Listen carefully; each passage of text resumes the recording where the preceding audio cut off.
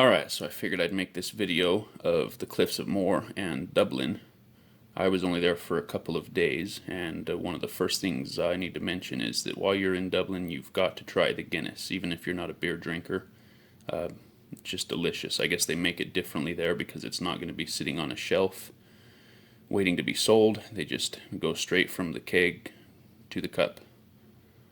And I was only there for a couple of days, and the cliffs of Moher was kind of the highlight of my trip, but it was a super long bus drive. I think it was like 6 hours to get there, 6 hours back, and we were only there for like maybe an hour, but definitely well worth it. And they have kind of a little walkway.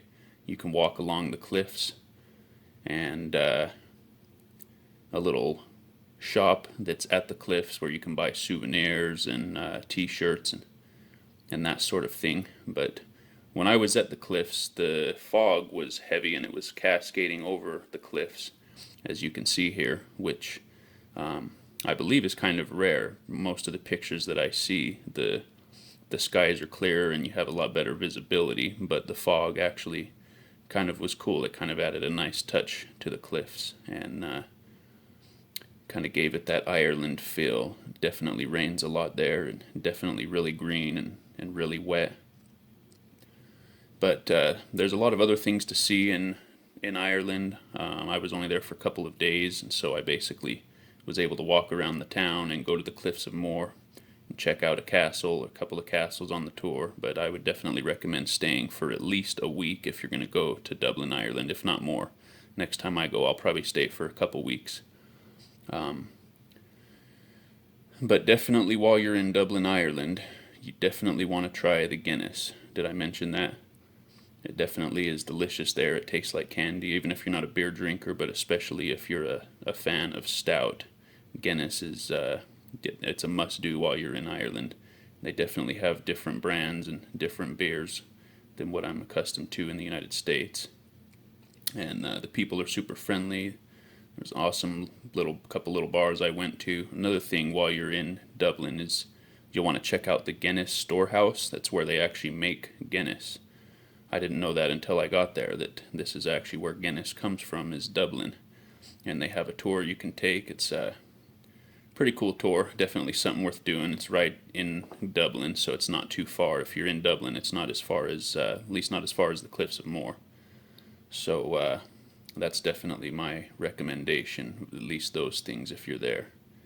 And another thing that was cool is just walking around the town. I'm from the United States, Utah, which they definitely don't have anything like what I saw in Dublin. It was definitely an awesome experience, and definitely some cool architecture and some cool structures and bridges, and definitely just a beautiful place.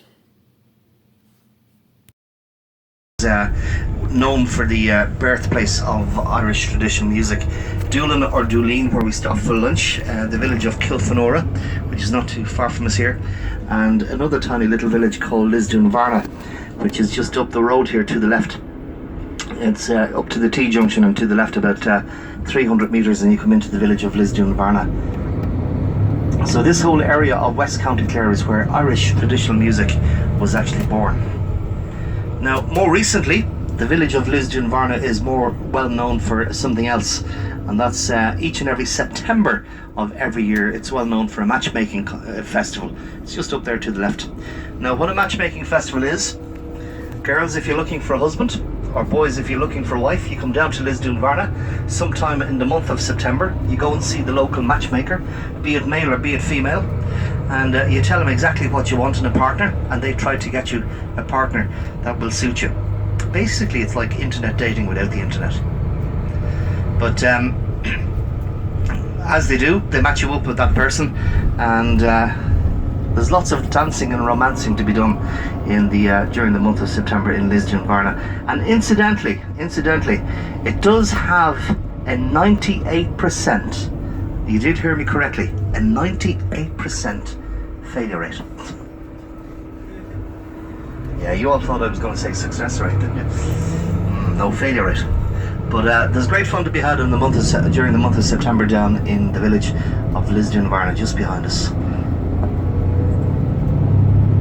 So yeah, they definitely had a lot of old castles and older buildings. Some of these castles and structures that you see in Ireland are 800 or 1200 or more years old, I believe. And I mean, that's older than the United States. So to paint you a picture of how old some of this stuff is, and they're still standing, you know. So definitely like and subscribe if you like my video. Appreciate you guys watching. Definitely leave some comments if you have any feedback for me. And if you do go to Dublin, did I mention you definitely want to try the Guinness? I just can't stress that enough, that while you're there, you got to try a Guinness. It might change the way you look at beer if you're not a beer drinker. But anyways, thank you guys for watching.